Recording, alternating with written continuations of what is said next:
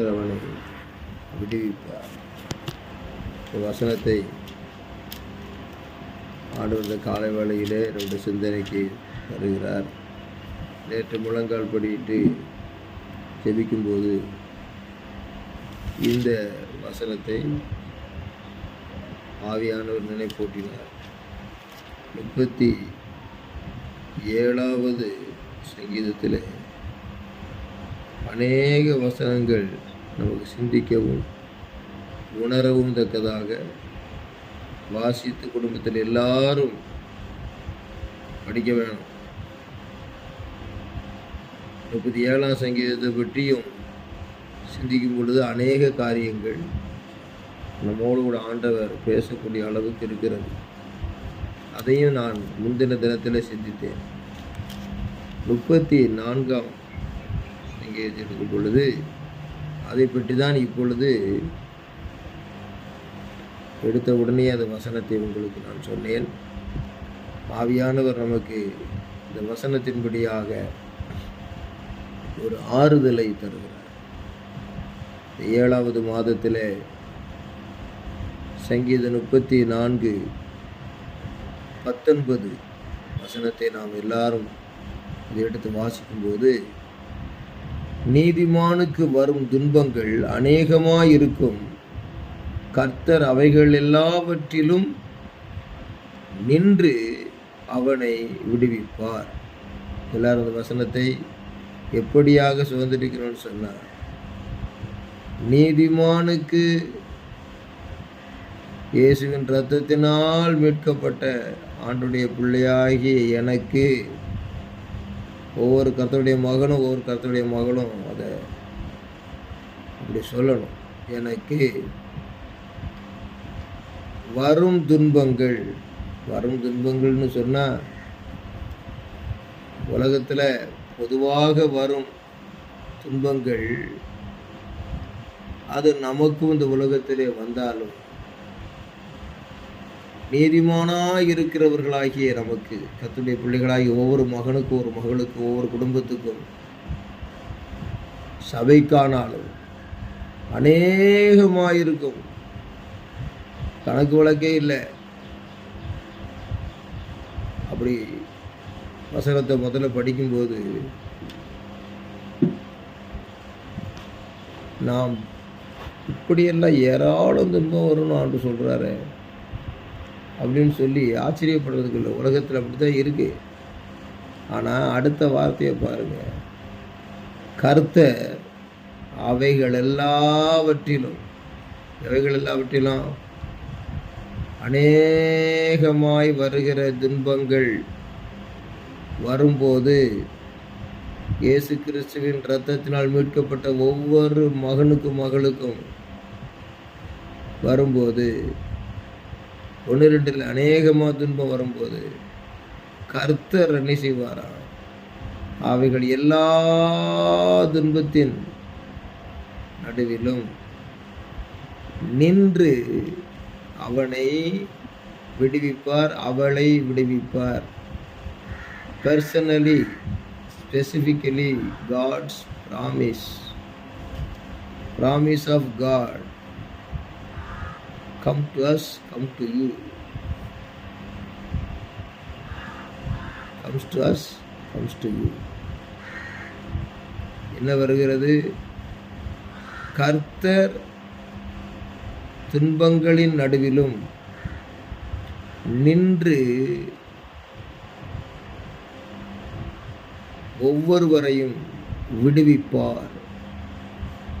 அப்போ இதெல்லாம் எழுதி வச்சிருக்கிறது வேதத்தில்.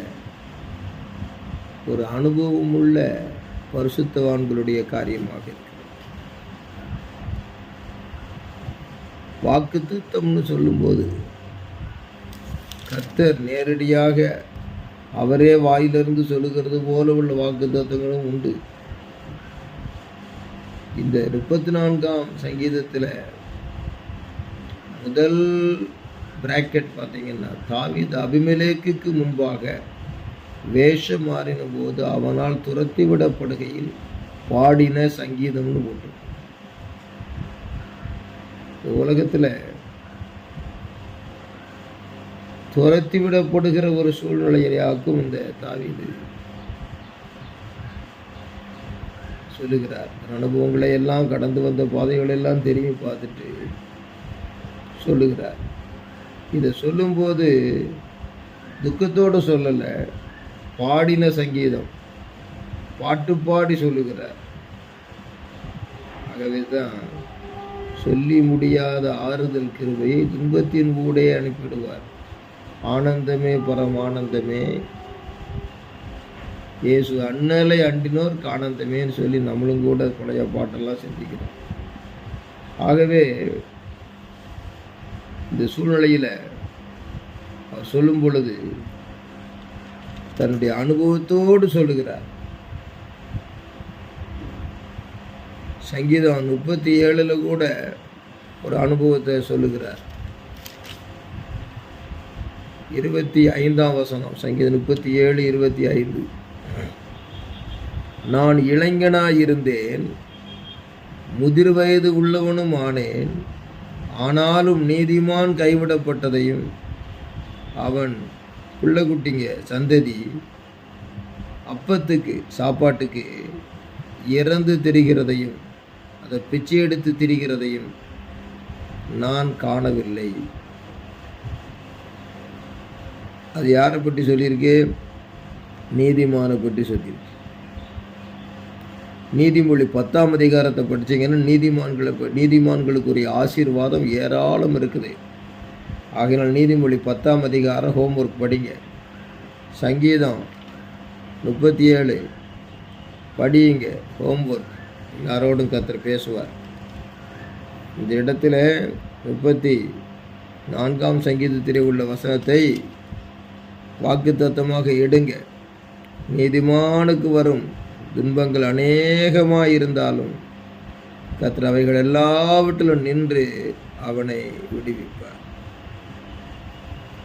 ஆசீர்வாதமான காரியங்களெல்லாம் பற்றி தான் எதிர்பார்ப்பாங்க வாக்குத்தத்தம் சொன்னான்.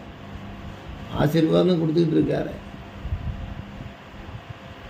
காற்று வீசி காடைகள் விழுகிற மாதிரி ஒவ்வொரு குடும்பத்திலையும் மங்களகரமான காரியங்கள் நடந்துக்கிட்டு தான் இருக்குது. ஆகையினால் நம்ம ஆசீர்வாதம் தன்னால் வரும். தேவனுடைய பிள்ளைகளுக்காக அந்த அற்புதங்கள் அதிசயங்களை செய்கிறதெல்லாம் சாதாரண விஷயம். அவருடைய மகிழ்ச்சியும் அவருடைய பிரசன்னமும் நம்மோடு இருப்பது தான் பெரிய காரியம். நான் ரொம்ப மகிழ்ச்சியாக விசுவாசிகளை நினைத்து நான் சந்தோஷப்படுகிறேன். இந்த மாதம் திருநெல்வேலி சபையில் 2 மங்கள காரியங்கள் அதற்காக நடக்க போகிறது. நான் சந்தோஷப்படுகிறேன். செவ்வாப்பேட்டையில் ஒரு மங்கள காரியம் நடக்க போகிறது. அதுக்காக நான் சந்தோஷப்படுகிறேன். அதுபோல் நம்முடைய சபையின் பழைய விசுவாசியாகிய ஒரு குடும்பத்தை பற்றி கடந்த வாரம் சொன்னேன். ராஜேந்திரன் குடும்பம், அங்கே ஒரு மகளுக்கு மங்களம் நடக்க போகிறது. நம்ம தான் இங்கே பேன்ஸ் வாசிப்போம். அப்போ 3-4 கல்யாணங்கள் நடக்கணும். அதை பற்றி நம்ம ஆண்டவர் பொறுப்பெடுக்கிறார், நடக்குது. ஒவ்வொரு சபைகளில் பார்த்தா உங்கள் சபைகளில் இருந்தால் சொல்லுங்களேன்னு சொல்லிக்கிட்டு இருப்பாங்க. நம்ம அப்படி இல்லை, கர்த்தர் சத்தியத்தை சொல்லிக்கிட்டு இருக்கிறோம்.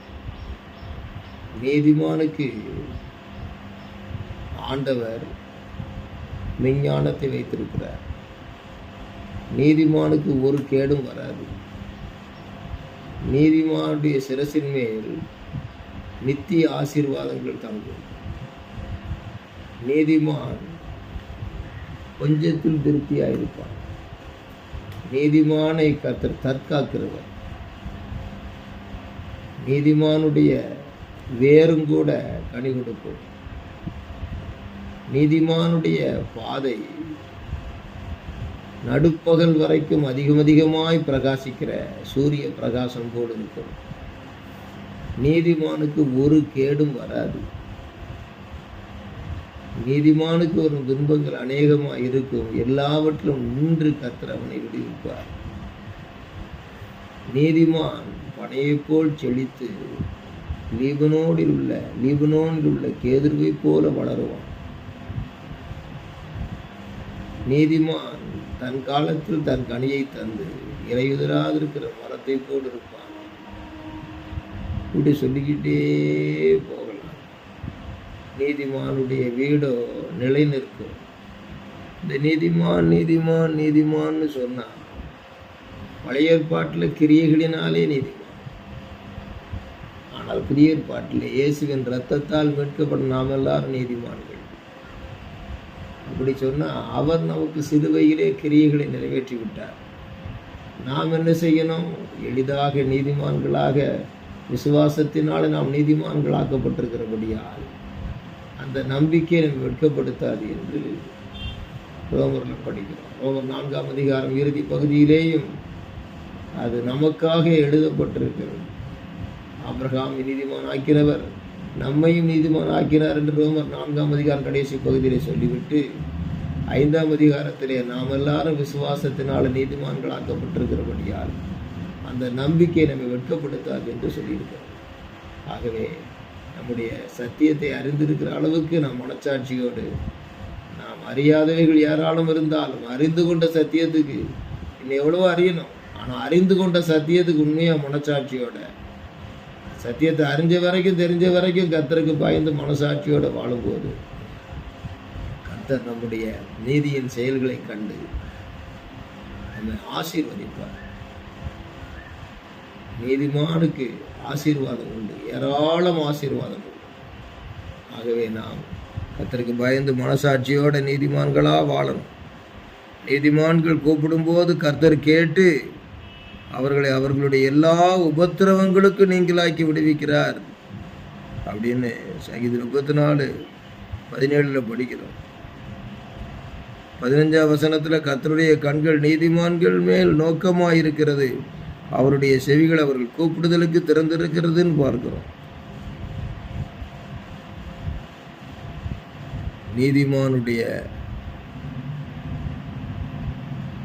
ஆசீர்வாதங்களும் தெய்வீக பாதுகாப்பும் ஏராளம்.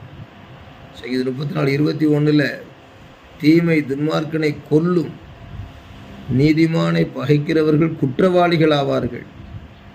நம்ம யாரா பகைச்சா கூட அதுக்காக கவலைப்படக்கூடாது. உங்களை பகைக்கிறவர்களுக்காகவும் துன்பப்படுத்துறவர்களுக்காகவும் ஜெபம் பண்ணுங்கள்னு சொன்ன காரியத்தை செய்ய மறந்துடக்கூடாது. ஆண்டவரே, இந்த சகோதரன், இந்த சகோதரி, இந்த கர்த்தருடைய பிள்ளை என்னை பார்க்குற பார்வையே சரியில்லையா, பகைக்கிற மாதிரியே இருக்குது, ஒரு மாதிரி ஏதோ ஒரு வித்தியாசமாக இருக்குது அப்படின்னு தெரியுதுன்னா அது உலக பிரகாரமானவர்களோ அல்லது கர்த்தருடைய பிள்ளைகளாக இருக்கிற மத்தியில் உடனே ஜெபத்துக்கு கொண்டு போகணும். ஆண்டவரே, இதுதான் இதை பார்த்து கொள்ளும், என் மனசில் இப்படி படுது, எனக்கு இப்படி மாதிரி தோணுது, நீங்கள் தான் பார்த்துக்கிட்டுங்கப்பான்னு சொன்னீங்கன்னா கர்த்தர் அதை ஒரு வேறு விதமாக மாற்றி அமைச்சு அவங்களே நம்மிடத்தில் வந்து நான் நினச்சதெல்லாம் தவறு அப்படிங்கிறத மனசில் உணர்ந்து சொல்லுகிறவர்களும் உண்டு, சொல்லாமலே சைலண்டாக தங்களை மாற்றிக்கிடுறவங்களும் உண்டு. எத்தனையோ அனுபவங்களை பார்த்துருக்குறேன்.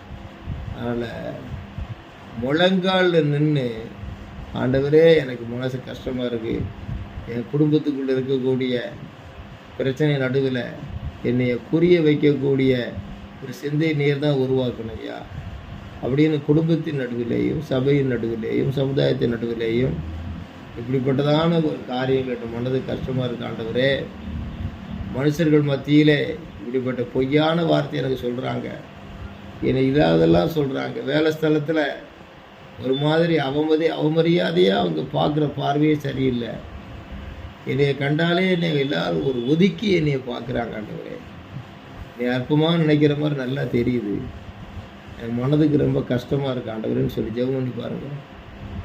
அவங்களுக்கு கர்த்தர் தங்களை உணரத்தக்க விதமாக ஒரு காரியத்தை செய்து அவர்களை உங்கள் பட்சத்திலே நல்ல சிந்தை உண்டாகும்படி உணர்த்துவார். கொஞ்சம் தாமதமாகலாம், அதே நேரத்தில் உங்களோட கர்த்தர் இருக்கிறத விளங்க பண்ணுவார். நம்புறீங்களா? யாக்கோபு இஸ்ரவேலாக மாறினான். யாக்கோபு ஒரு நீதிமான். அந்த பீலேயாம் சொல்லும் பொழுது நீதிமான் மரிப்பது போல மரிப்பேனாக, யாக்கோபின் தூளை எண்ணத்தக்கவன் யார் என்று சொல்லி பெரிய ஒரு சந்ததியை பார்த்து சபிக்க போனவனே மனசில் அவன் அங்கே கூட்டத்தை பார்த்து ஆசீர்வாதமாக இருக்கிறத கண்டு வாயை திறந்து சொல்லிவிட்டான். இந்த பாலாக் ராஜா உன்னை சபிக்க தான் கூப்பிட்டா வாயை திறந்து ஆசீர்வதிக்கிறியே. நான் கர்த்தர் சொல்கிறது தான் சொல்ல முடியும். I can't reverse it. நான் முதலே சொன்னேன் கர்த்தர் சொல்கிறது தான் சொல்லுவேன்னு சொல்லிட்டு அப்படின்ட்டு அவன் போகிறான். அவனால் ஆசீர்வதிக்காமல் இருக்க முடியல. ஆசீர்வாதம் வாயிலிருந்து புறப்பட்டு வருது பாருங்க. அப்போ என்னன்னு கேட்டால் கர்த்தர் ஆசீர்வதிக்கிறவனை சபிக்கிறது எப்படி? உலகமே நினைச்சால முடியாது. அதே மாதிரி அந்த யாக்கோபை அந்த லாபான் பின்தொடர்ந்து வந்து அவனுக்கு தீமை செய்ய வரும்போது லாபான்கிட்ட அவர் விக்கிரகாராதனை செய்கிறவன் அவங்கிட்ட சொப்பனத்தில் பேசி யாக்கோவுக்கு பொல்லாப்பு ஒன்று செய்யாதபடி எச்சரிக்கையாரு அப்படின்ட்ட அந்த லாபானே சொல்கிறார், நேற்று இரவிலே கர்த்தர் என்னோடு வந்து உன்னுடைய நீ வணங்குகிற சேவிக்கிற கர்த்தர் என்னோடு பேசினார், உனக்கு பொல்லாப்பு செய்யாதபடி என்னை தடுத்தார் அப்படின்னு. கர்த்தர் நமக்காக யார்கிட்ட வேணாலும் பேசுவார். எலியாவுக்காக காகத்திட்ட பேசினார், ஓடிப்போ சாப்பாடை கொடுத்து காகங்கள்கிட்ட பேசினார். என் அனுபவத்தில் எவ்வளவோ சாட்சிகளை சொல்ல முடியும். தேவனுடைய பிள்ளைகளை கவலைப்படாது. எவ்வளவு நம்ம அன்பாக இருக்கிறோம், எவ்வளோ விசுவாசமாக இருக்கிறோம், எவ்வளோ நல்ல காரியங்களை செய்கிறோம், எவ்வளோ நல்லது நினைக்கிறோம். இப்படி நன்றி மறந்து போகிறாங்களே, இப்படியெல்லாம் முகத்தை வித்தியாசமாக காட்டிக்கிட்டு போகிறாங்களே. நிச்சயமாக சொல்கிறேன், நீங்கள் ஆசீர்வதிக்கப்படுவீர்கள். அவர்களை பார்க்கிறோம் நீங்கள் ஆசீர்வதிக்கப்படுவீர்கள். அவர்களையும் நீங்கள் ஆசீர்வதிக்கிற மனப்பான்மை உங்களுக்கு இருக்கணும். உங்களை பகைக்கிறவர்களுக்காகவும் துன்பப்படுத்துறவர்களும் ஜெபம் பண்ணுங்க. நீங்களும் அப்படினால ப்ளஸ் பாயிண்ட் அவங்களும் ப்ளஸ் பாயிண்ட் ஆயிடுவாங்க. சாத்தான் வெக்கப்பட்டு போயிடுவான். அங்கே சாத்தானை பார்க்கறது இல்லை. அவங்க இந்த குறை சொல்கிறவங்களும் நம்மளை அற்பமாக நினைக்கிறவங்களும் அப்படியே அவங்க சாத்தானை பார்க்கறது இல்லை. சாத்தான் செய்கிறான்னு நமக்கு தெரியுது. Double vision. ஓஹோ, இது வந்து மனுஷன், இது மனுஷி, இவங்கள் மூலமாக சாத்தான் கிரியை செய்கிறான். கட்டி ஜெபம் பண்ணிட்டு ஆண்டுட்டு சொல்லிடும்போது அப்பா என்ன செய்வார்? பார்த்து அங்கே செய்ய வேண்டிய வேலையை செய்வார். உங்களையோ கர்த்தர் உயர்த்துவார். அப்போ கூட பெருமைப்படக்கூடாது. நம்ம உயர்த்தும் போது நம்மளை வந்து நல்லா வச்சுருக்கும் போது அப்படிப்பட்ட புரியாமல் அறியாமல் செய்தவங்களுக்காக ஜெபம் பண்ணுறது மாத்திரம் நன்மையும் செய்யணும். நன்மையும் செய்து உங்களை பகைக்கிறவர்களுக்காகவும் துன்பப்படுத்தவங்களும் ஜெபம் பண்ணுங்கள். நன்மையும் செய்யுங்கள். கர்த்தர் ரெண்டு பக்கமும் ப்ளஸ் பாயிண்ட் போட்டு விட்டு சாத்தா மூஞ்சில் கறியை பூச்சிடுவார். இந்த ரகசியம் தெரியாத விசுவாசி, வெளிப்படுத்தல் இல்லாத விசுவாசி. ஒரு தடவை ஒரு ஊழியக்காரரை ஒரு விசுவாசி அடிச்சு போட்டார். அடித்து போட்டு அவர் கொஞ்சம் அரகுற விசுவாசி, என்ன கோபமோ தெரில. கடைசியில் சபைக்கு எப்பமா வருவார் போவார். அவர் மனைவிலாம் சர்ச்சுக்கு வருவாங்க. இந்த வச்சுக்கிடுங்க, இந்த காரியத்தை நினச்சிக்கிடுங்க. அப்போ அடித்து போட்டார். அப்போ விசுவாசியாக அவர் எவ்வளோ விசுவாசியாக தெரியும். இவர் அடியை வாங்கிட்டு பேசாமல் ஸ்தோத்திரம் ஆண்டு இருக்கார். பதிலுக்கு அடி கொடுக்கல. ஒரு நாள் இந்த பாஸ்டர் ஊழியக்காரர் ரோட்டில் போய்கிட்டே இருக்கும்போது யாரோ ஆக்சிடெண்ட் ஆகி விழுந்து கிடக்குறாங்க. இவர் பைக்கை நிறுத்திட்டு ஸ்கூட்டர் நிறுத்திட்டு இறங்கி போய் ஐயோ ஆறாவது இல்லையே ரோட்டு பக்கம் விழுந்து கிடக்குறாங்களேன்னு தூக்கி மூஞ்சி திரும்பி பார்த்தா இவரை பாஸ்டரை அடித்த அந்த ஆள்.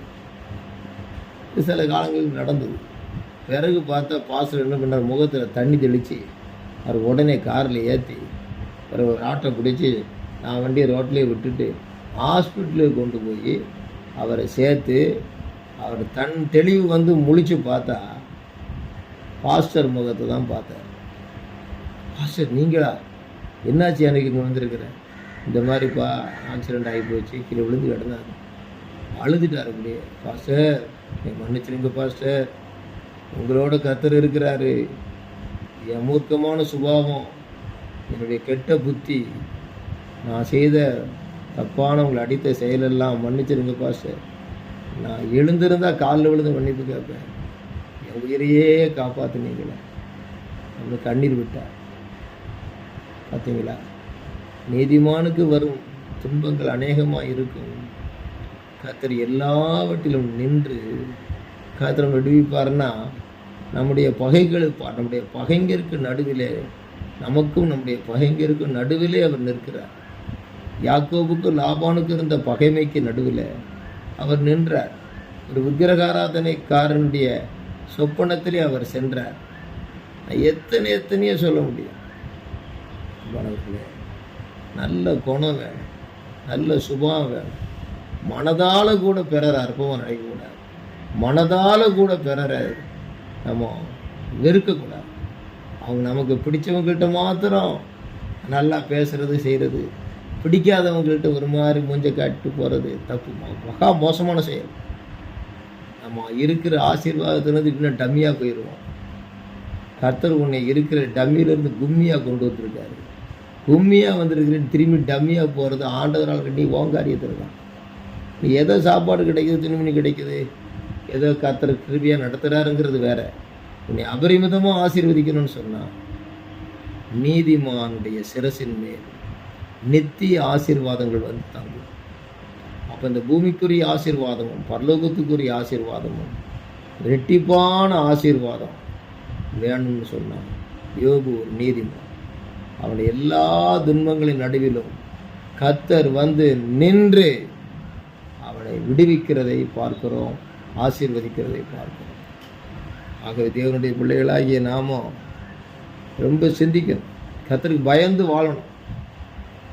புருஷன்கிட்ட பேசினாலும் சரி, பிள்ளைகள்கிட்ட பேசினாலும் சரி, புருஷன் மனைவிகிட்ட பேசினாலும் சரி, வாய் துடுக்காக பேசிட்டு நல்ல பிள்ளை மாதிரி வந்து கைசலான்னு ஆண்டோட்ட சொல்ல வேஸ்ட். அது பாஸ்டராக இருந்தாலும் சரி, பாஸ்டர் மனைவியாக இருந்தாலும் சரி, அது விசுவாசியாக இருந்தாலும் சரி, உலகத்தார் கதை வேறு. அது நீ கர்த்தருடைய பிள்ளையாக இருக்கும் பொழுது அந்த சந்தோஷமும் சமாதானமும் இருக்கணும்னு சொன்னால் டைரெக்டாக எதையும் பேசணும், சரி பண்ணணும், போகணும். மனசார நீ மனசில் ஒன்று வச்சுக்கிட்டு வெளியே ஒன்று வச்சுக்கிட்டு ஒரு சந்தோஷம் இருக்கவே முடியாது. ஆகவே கர்த்தர்கிட்ட மன்னிப்பு கேட்டு தன்னை தாழ்த்தி ஒப்பு கொடுத்து, ஆண்டவரே நான் ஒரு வெள்ளை காகிதம் போல இருக்கணும் ஆண்டவரே.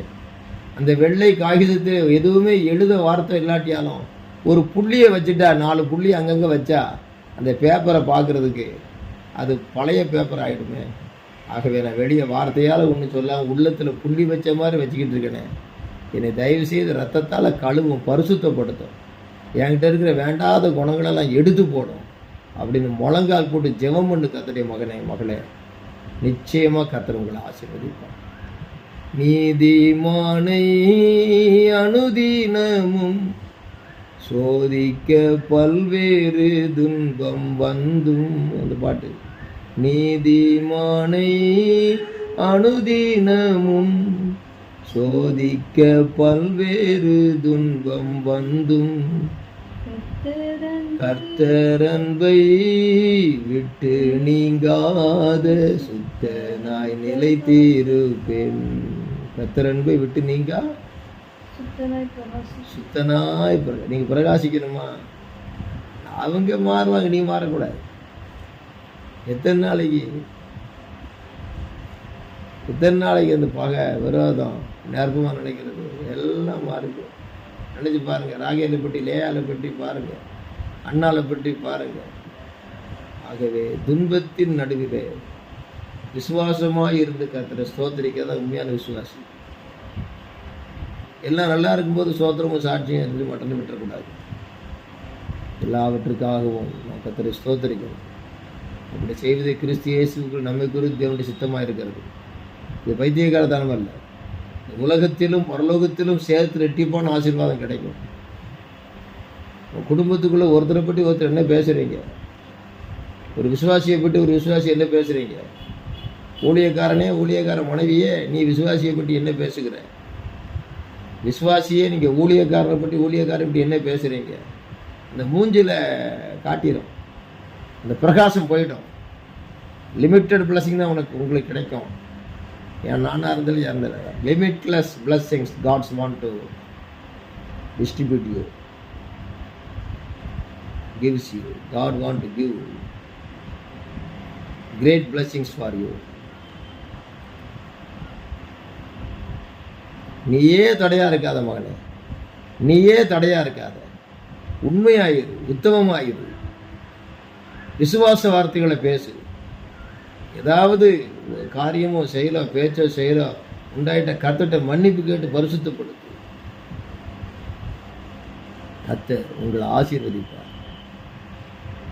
கர்த்தருடைய நாமத்துக்கு மகிமையும் கனமும் துதியும் உண்டாவதாக. இந்த நேரத்தில் நான் சில காரியங்களை ஓரலாகவே சொல்லுகிறேன். பைபிளில் எல்லாரும் திரும்ப திரும்ப படிச்சுக்கிட்டு தான் இருக்கிறோம். இந்த வசனத்தை எல்லாரும் என் கூட சேர்ந்து சொல்லுங்க.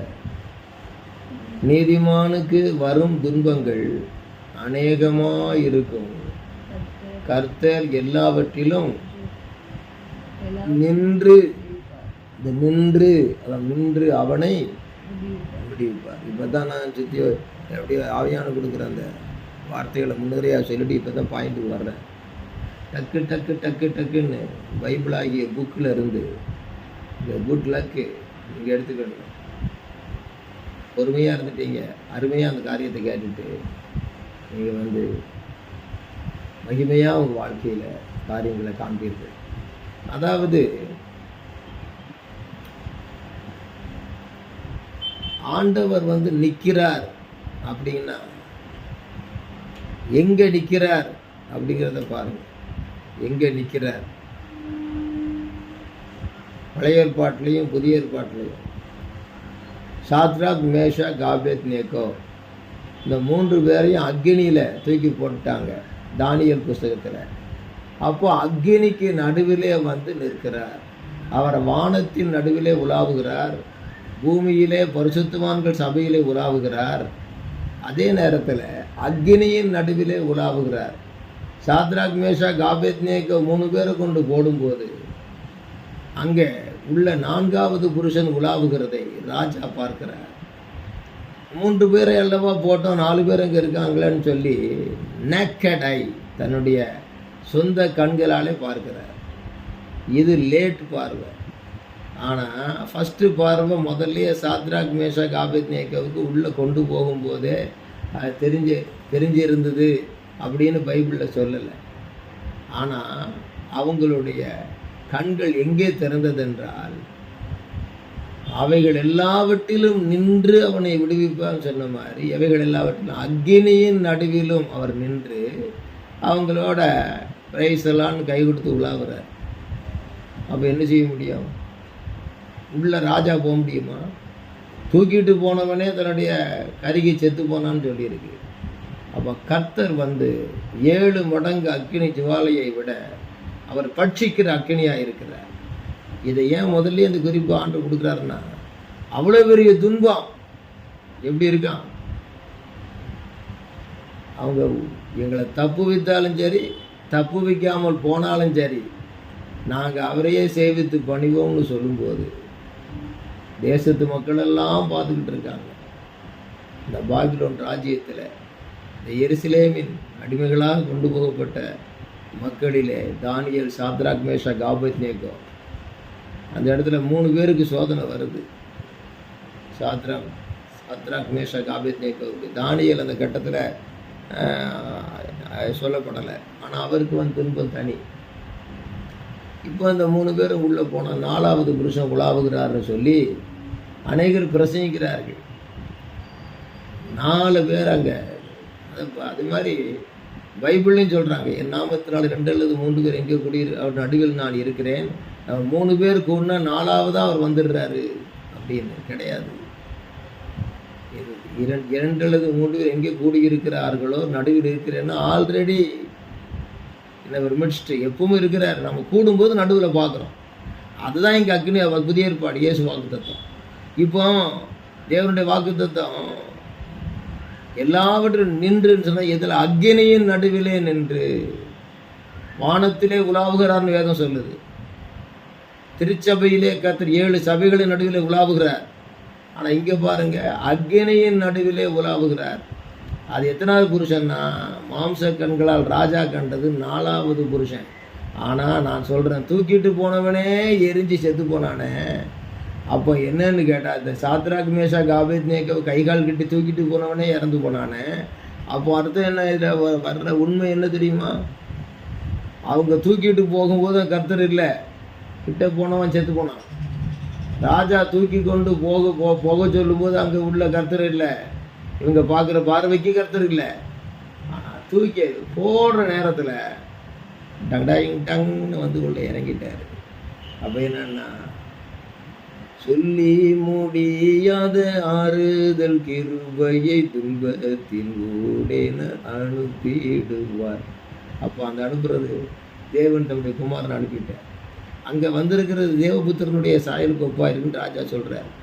அவர் எத்தனாவது புருஷன் தெரியுமா? பைபிளில் சொல்லியிருக்கு 4வது புருஷன். ஆனால் அவர் முதல் புருஷன். நமக்கு வருகிற துன்பமான அந்த அக்னி நல்ல கவனிங்க, நம்ம உள்ள போகணும்னு அவர் உள்ள போயிட்டாரியா. இந்த சாத்ராக் மேஷாக் ஆபேத்நேகோவை தூக்கிக்கிட்டு கொண்டு போட போகும்போது உள்ள இல்லை, அவன் செத்து போனான். ஆனால் இவங்க உள்ளதுக்கு எரியும் போது timely help, timely support, timely presence, அதிரடி படையல்ல, அதிரடி ஆற்றல். இதான் ஐயா கருத்து. இப்படிப்பட்ட ஆண்டவருக்கு பயப்படலாமா? சோர்ந்து போகலாமா? ஆசீர்வாத நீதிமானுக்கு யாரெல்லாம் வச்சிருக்காரு. இதுதான் ரகசியம் நடக்க போகுது. சொப்பனத்தின் மூலமாய் கண்டேன். இந்த 7வது மாதத்திலிருந்து நீங்கள் இதுவரைக்கும் காது கேள்விப்படாது கேட்பீங்க. நடக்காதெல்லாம் நடக்கும். நல்லவங்க நல்லது செய்ய நினைச்சாலும் நல்லதுக்கு விரோதமாக தீமை செய்ய நினைக்கிறவன் நாட்டை ஆளுகிறவங்களுக்கு மத்தியில் பிரச்சனைகள் உருவாக்குவாங்க. எதிர்பாராத பயங்கரமான சம்பவங்கள் காதுக்கு வரும். இன்னும் வருகிற 6 மாதத்துக்கு இடையில் வர மோசமான நிலைமையாக இருக்குது அப்படின்னு சொல்கிற மாதிரி தோணும்.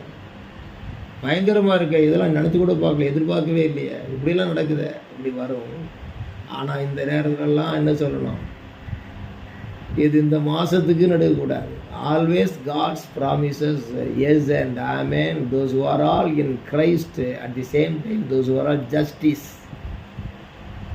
Just now or just for few days this month, not for this few 1 month only.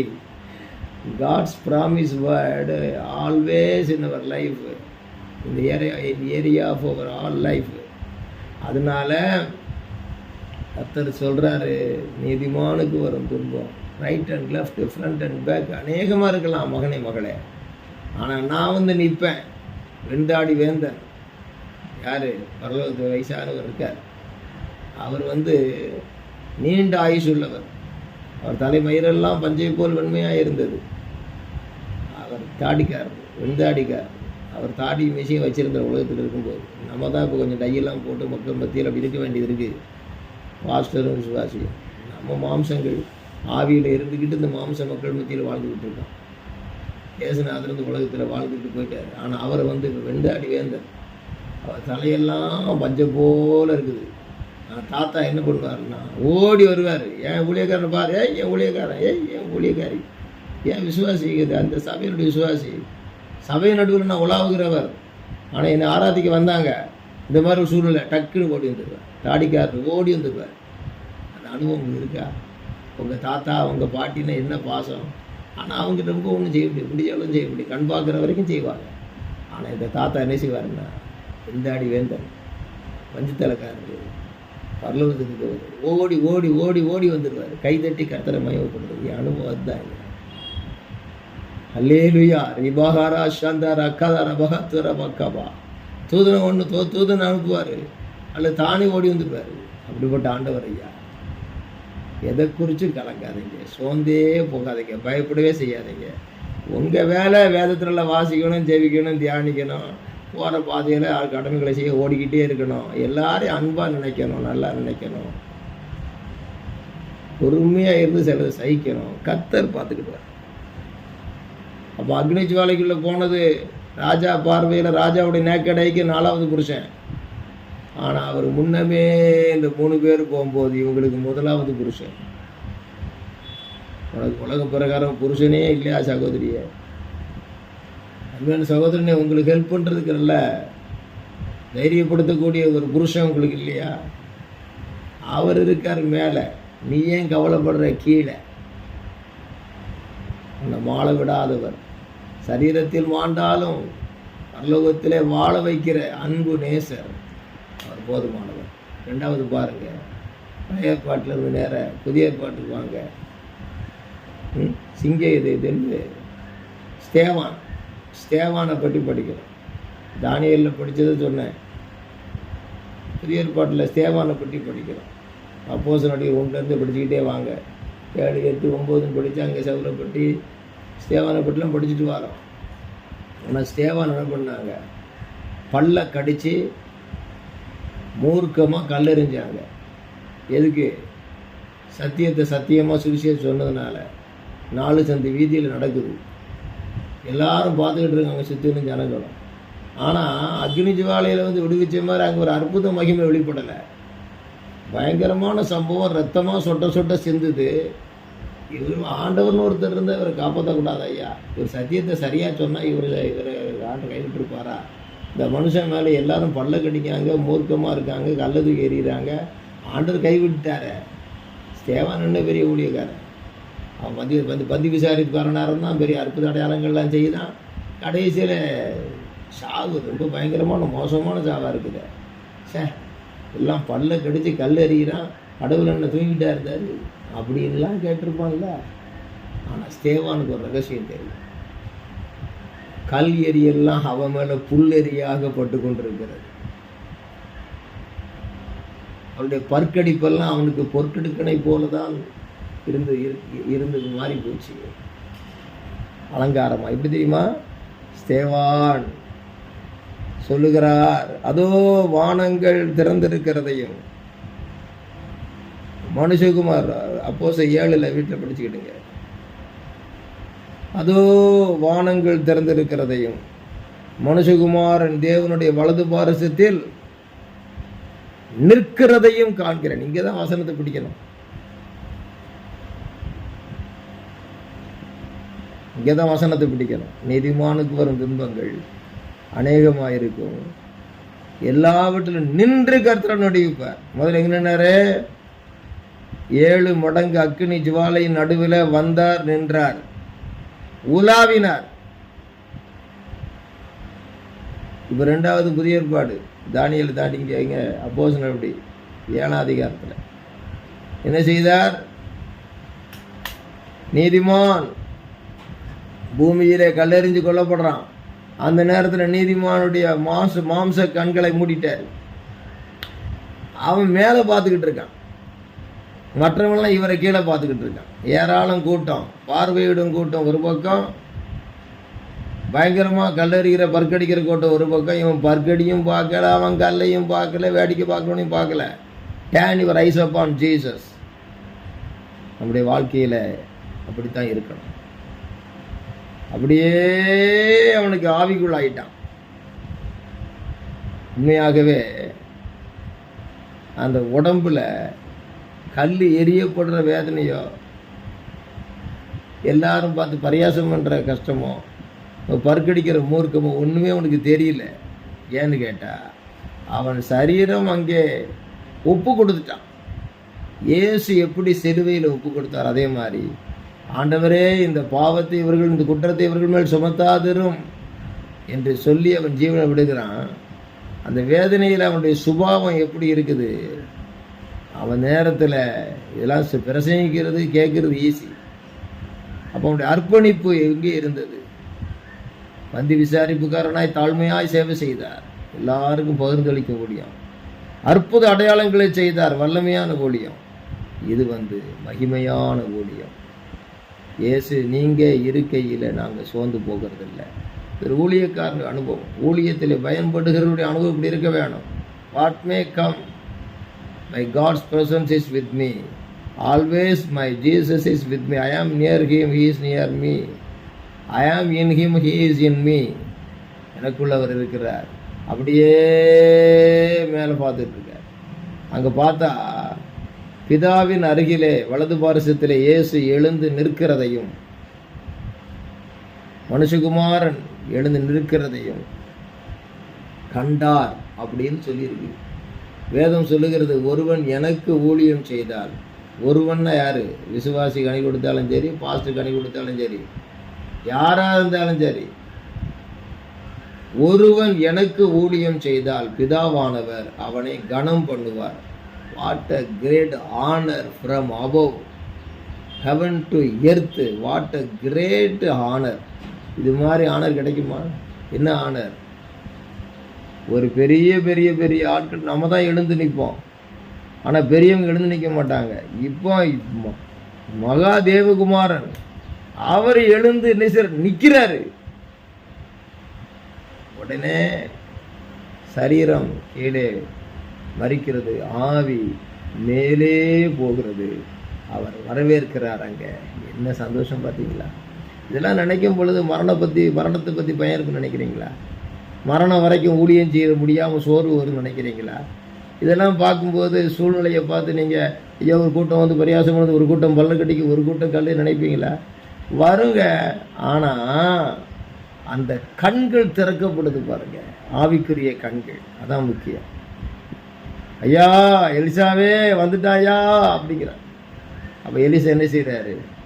அவர்களோடு இருக்கிறவர்களை பார்க்கிறோம், நம்மோடு இருக்கிறவர்கள் அதிகம் அப்படின்னு சொல்லிட்டு தனக்கு மாத்திரம் வெளிப்படுத்தல் கிடைச்சா போதாதுன்னு எலிசா ஊழியக்கார ஐயா என் வேலைக்காரன் கண்களை திறந்துடணும்னு சொல்கிறாரு. வேலைக்காரன் கண்கள் திறந்து அவன் பார்க்குறான். காலையில் பயந்தாங்கொள்ளி போய் ஓடி வந்தவன் ஆமாம் ஏராளம் வந்திருக்காங்க அவனும் பார்த்து ஆச்சரியப்படுகிறான். அவன் கண்களும் திறக்கப்பட்டது. இன்றைக்கு கண்கள் திறக்கப்படணும். வேத வசன கண்ணாடி அந்த பார்வையில் உனக்கு இருக்கிற முன்னாடி அது என்னடி அப்படின்னு தான் ஒரு மகளை பார்த்து ஆண்டு கேட்பேன். வேத வசன கண்ணாடியின் வழியாக உலகத்தில் புகை கண்ணாடியில் சூரியனே பார்க்குறான், எதிர்த்து பார்க்குற பார்வையா? இதில் புகை கண்ணாடியா? இது பொன்னான கண்ணாடி அம்மா, பொன்னான கண்ணாடி அப்பா. எதுக்கு தேவையில்லாத பாரத்தை வந்துக்கிட்டு இருக்கிறீங்க? சந்ததியை பற்றி ஏன் கவலைப்படுறீங்க? பிள்ளைகளை பற்றி ஏன் கவலைப்படுறீங்க? இந்த தேவன் என்றென்றைக்கும் உள்ள சதா காலங்களில் நம்முடைய தேவன் அவர் மரண பரியந்தம் நடத்துவார். சின்ன வியாதி வந்தால் பயம், ஏதாவது ஒரு சின்ன பூச்சி கடிச்சிட்டா பயம். உங்கள் உயிரே அவர் கையில் இருக்குது. போக்குவரத்தில் பயம், வழிகளுக்கு அதிகாரி, போக்குவரத்தில் பயம் வேண்டாம். ஆயுஷை கையில் வச்சுருக்காரு, உயிரை பற்றி பயம் வேண்டாம். அந்த வசன வெளிப்பாடு, வசனத்தின் விசுவாசம், வசனத்தினுடைய அந்த அனுபவம் செயல்முறையிலே சாட்சியாக மாறும்போது இதெல்லாம் ஏன் வருதுன்னா ஆயிரக்கணக்கான மக்களுக்கு உன்னை சாட்சியாக நிறுத்தி அநேகரை வார்த்தையினாலும் கிரியையினாலும் தம்மண்டை கொண்டு வருவதற்குத்தான் செய்கிறார். அப்போ நீதிமானம் மாறுவான், நீதிமானம் மாறுவாள். அதுதான் முக்கியம். இப்படிப்பட்ட ஊழியக்காரனாக இருக்கணும், இப்படி விசுவாசியாக இருக்கணும். பெரிய சபையா சின்ன சபையா, அது பெரிய ஊழியக்காரர் சின்ன ஊழியக்காரரா, எல்லாம் பெரிய இயேசுதான் பெரிய பாஸ்டர். எல்லா அழைப்புக்கும் அவர் தான் பெரியவர், மகா பெரியவர் பிதா. உன்னோட எப்போதும் உனக்குள்ளேயும் உன்னை சூழ்ந்து வாசமாக இருக்கிறவர் தேற்றவாள் ஆவியானவர், பரிசுத்த ஆவியானவர். அவர் ஒரு நபர். அதனால என்ன சொல்கிறேன்னா, நல்லா முடிக்கிறேன் பாருங்க. இந்த வசனத்தில் நின்று எங்கே நின்னாரு? அக்னி ஜுவாலையில் பூமியில் நின்னாரு.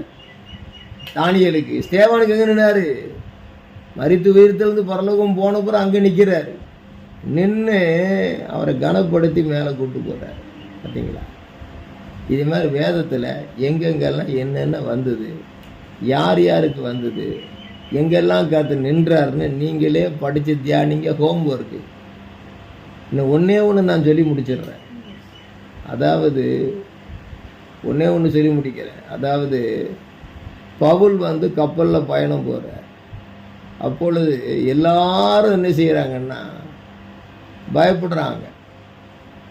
மாலுமியிலிருந்து கப்பலில் பிரயாணம் பண்ணுற வரைக்கும் பயப்படுறாங்க. அது நேராக போய் மெலித்தா தீவில் சேர்ந்து அங்கே அற்புதம் நடந்தது. அப்புறம் பெரிய சமாச்சாரம் வேறு. இங்கே வந்து போய்கிட்டு இருக்கும்போது பவுல் ஒரு சிறை கைதியாக பிடிச்சிட்டு போகிறாங்க. போகிற நேரத்தில் கப்பல் வந்து ரொம்ப காற்றால் அலக்களிக்கப்பட்டு அங்கேயும் இங்கேயும் அந்த காற்றினுடைய பேரே சொல்லியிருக்கு. பலவருக்கு காற்றுக்கு ஒரு பேர் ஈராக்ளிதோன், இன்னென்னெல்லாம் உங்கள் பேர் இருக்குது காற்றுகளுக்கு. அந்த காற்றில் அலமோதி அது கஷ்டப்படும் போது நம்மெல்லாம் பிராணம் தப்பி பிழைக்கணுமேன்னு சொல்லி யோசிச்சுக்கிட்டு இருக்காங்க. மாலுமிகளே தாங்களே தப்பிச்சு ஓடுவோமாங்கிற அளவுக்கு அவங்களுக்கு பயம் வருது. முடியாது, போகிறது நடுக்கடல். அந்த நேரத்தில் எல்லாரும் சாப்பிடாம செய்யாமல் சரக்குகளெல்லாம் தூக்கி கப்பலை விட்டு வெளியே எரிஞ்சிட்டு இருப்புமா சாபமா அப்படின்னு கவலைப்பட்டுக்கிட்டு இருக்கும்போது பவுல் சொல்கிறாரு, நான் சேவிக்கிற தூதனானவர் நேற்று இரவிலே என் அருகில் வந்து நின்று, பைபிளில் போட்டிருக்கு, நின்று, பவுலே பயப்படாதே, நான் உன்னோடே கூட உன்னையும் உன்னோட கூட பயணம் பண்ணுகிறவர்களை உன் நிமித்தம் பாதுகாத்தேன். அவன்லாம் உன்னை கைதின்னு நினைக்கிறான், ஆனால் உன்னால் நான் அவங்க தலையெழுத்தும் மாறுது.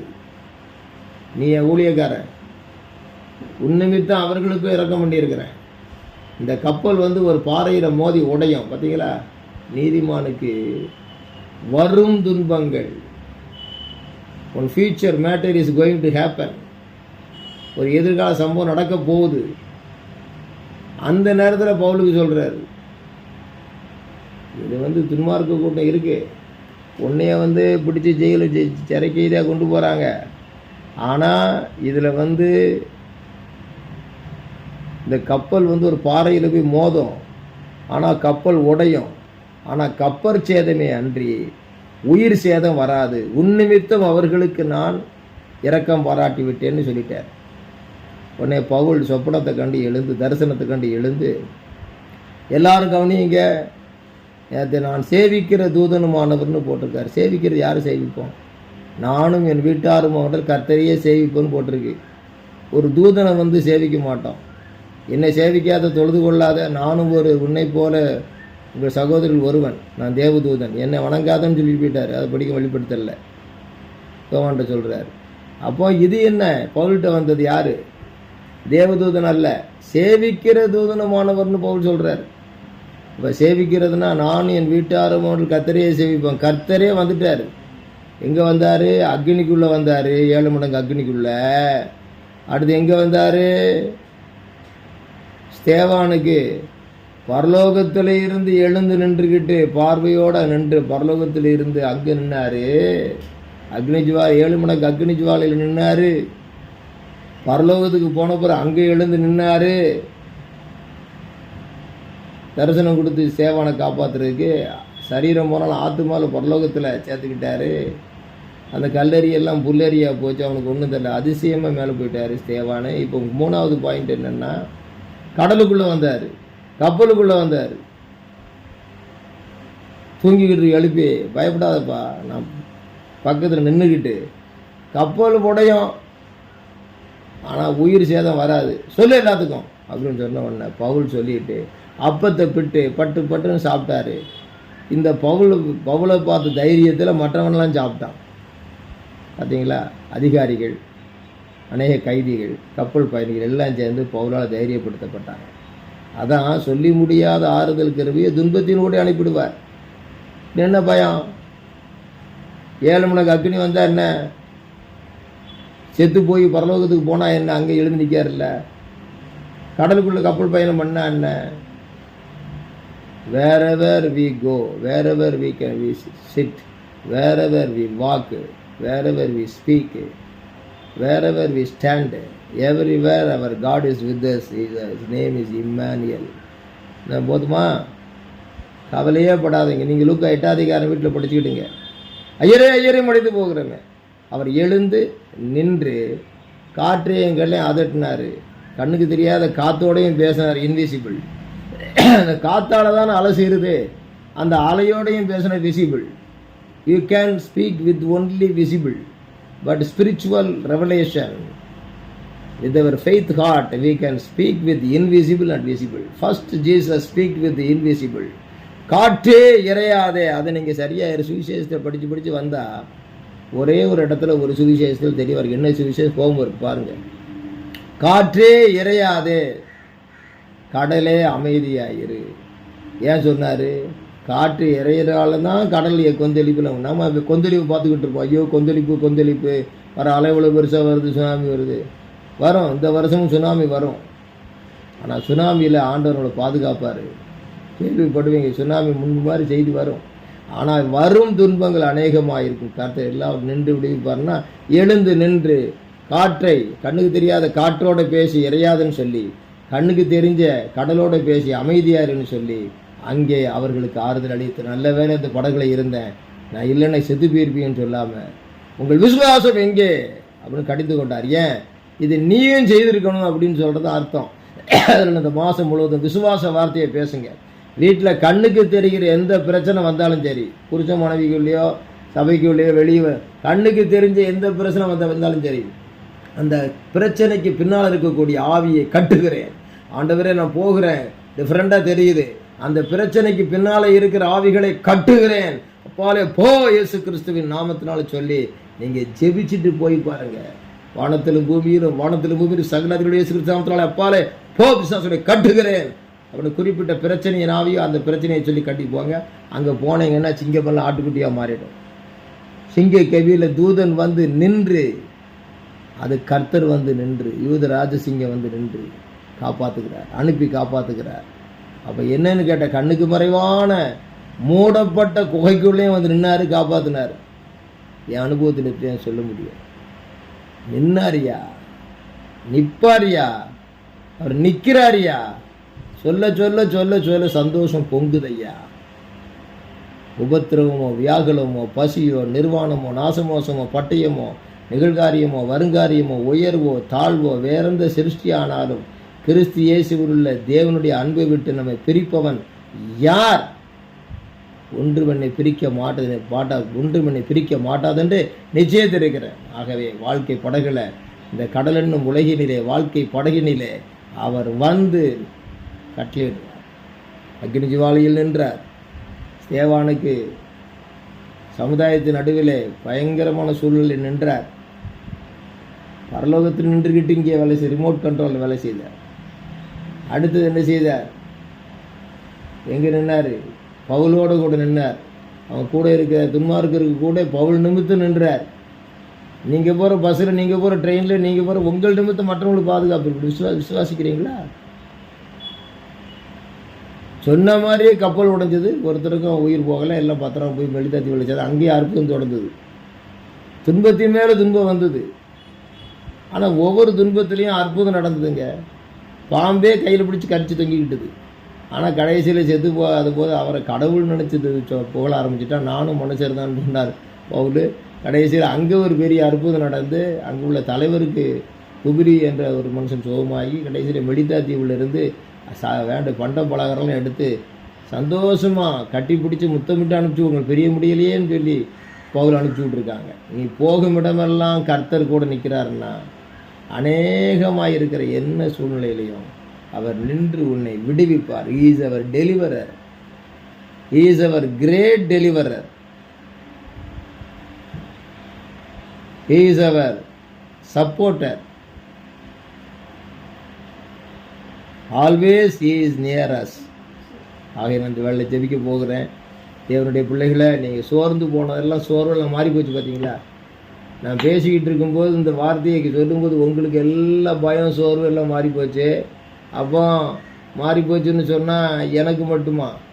தண்ணி ஓடுற இடமெல்லாம் செழிப்புன மாதிரி மாறி போச்சு. இந்த வருஷம், இந்த மாதம், 7வது மாதம், 7வது மாதத்தில் நீங்கள் ஆசீர்வதிக்கப்பட்டுக்கிட்டே இருக்கிறீங்க. இப்படிப்பட்ட காரியங்களும் இருக்கிறதுனால கர்த்தர் உன்னை ஆசீர்வதித்து காக்க கடவர். கர்த்தர் உண்மையில் தம்முடைய முகத்தை பிரகாசிக்க பண்ணி உண்மையில் கிருபையாக இருக்க கடவர். கர்த்தர் தம்முடைய முகத்தை உண்மையில் பிரசன்னமாக்கி உனக்கு சமாதானம் கட்டளையிட்ட கடவர் என்று சிறுவேல் சொல்லப்பட்ட வாக்குத்தத்த ஆசீர்வாதத்தை உங்கள் பேரை சொல்லி முடிக்கிறேன். கர்த்தர் தாமே எல்லாவற்றிலும் நின்று உங்களை விடுவிப்பார் என்றபடி இங்கெல்லாம் நின்னாருன்னு ஏராளம் பைபிளை தியானம் பண்ணுங்க. சாட்சியை சபையில் சொல்லுங்க, மற்றவங்களுக்கு சொல்லுங்க. கர்த்தர் மென்மேலும் தம்முடைய வல்லமையாக உங்களை பாதுகாத்து வழி நடத்துவாராக. ஆமென். பாஸ்டர் ஜெயிப்பார்.